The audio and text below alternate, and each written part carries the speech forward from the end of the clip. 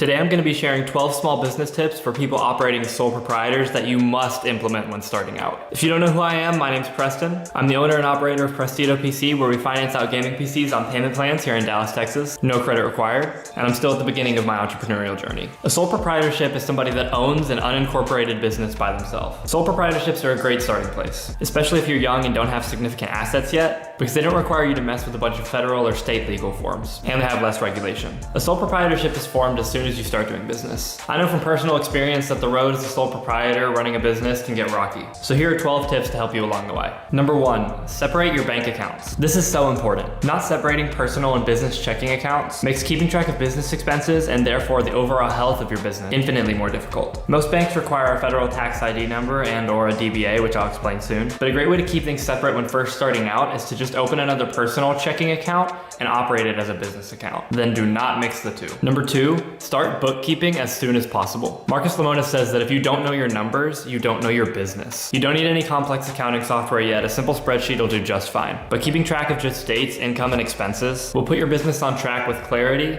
and be a lifesaver come tax time. Number 3, register a DBA with your county. A DBA, or doing business as, allows you to legally operate your business under a name other than your own. So whatever you want to call your business. This can help build your credibility and avoid confusing customers. Number 4, don't hire too soon. As you get swept into the excitement of running your business, it can be easy to see how hiring a few employees early on could be super helpful. However, hiring too soon can be devastating to a small business and is one of the most difficult mistakes to undo. A good rule of thumb is to not hire anybody until either A, all of your personal time and resources have been allocated, or B, you have tried and failed to do the job yourself. Number 5, don't be fancy. The goal of a business is to make as much profit as possible. Especially when starting out, only focus your time on things that directly impact increasing revenues or decreasing overhead. You don't need a nice website or a fancy logo if you haven't generated any leads or sold any of your product or service yet. Keep your overhead as low as possible, and don't justify purchases that don't directly bring in more revenue. This will make your business far more profitable. Number 6, provide incredible customer service. As a sole proprietor, you should aim to serve your customers and your potential customers so well that they feel an imbalance in value. Let me explain what I mean.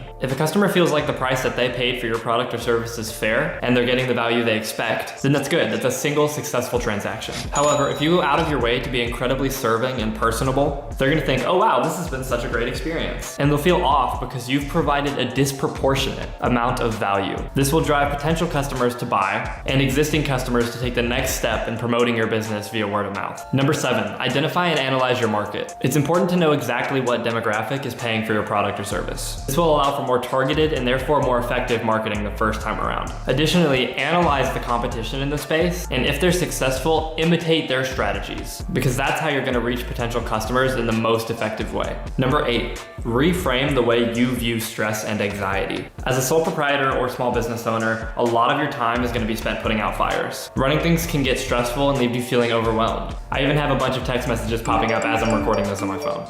I've struggled with severe anxiety for most of my life and found that in business, the best way to deal with it is to understand that stress is a good thing. Your job as a business owner is to solve problems. Having stress just means that you have problems to solve. View the anxiety as excitement to solve problems, and understand that the stress means that your business is progressing. You perform under pressure. Number 9, cash flow is oxygen. Money solves money problems, and increasing cash flow is what allows your business to grow. Do whatever you can to efficiently allocate capital to increase cash flow, and it'll allow your business to be so much healthier. Number 10, avoid debt. This one may be controversial. However, I believe that if your product or service has market value, you do not need to go into debt to run your business. Pre-sell if you need to, or save up personal funds instead. Operating your business at the speed of cash decreases risk and allows you to have more control and learn as you go. Number 11, don't overspend on marketing and advertising. Many businesses spend themselves out of existence. They think if they just keep throwing more money at ads, that their business will become successful. Make sure you research and test different marketing channels to reach your target customers with a low ad spend budget at first for proof of concept. And finally, number 12, don't quit. Running your own business as a sole proprietor can be difficult, but financial independence is priceless. There are so many benefits to what you're doing. You get to create your own schedule, choose the people you interact with, work creatively, and most importantly, do what you're passionate about, especially if your passion is the act of running the business itself. I hope you enjoyed this video, and if you haven't already, comment down below. Also, consider subscribing if you want to be a part of this entrepreneurial journey. Thank you again.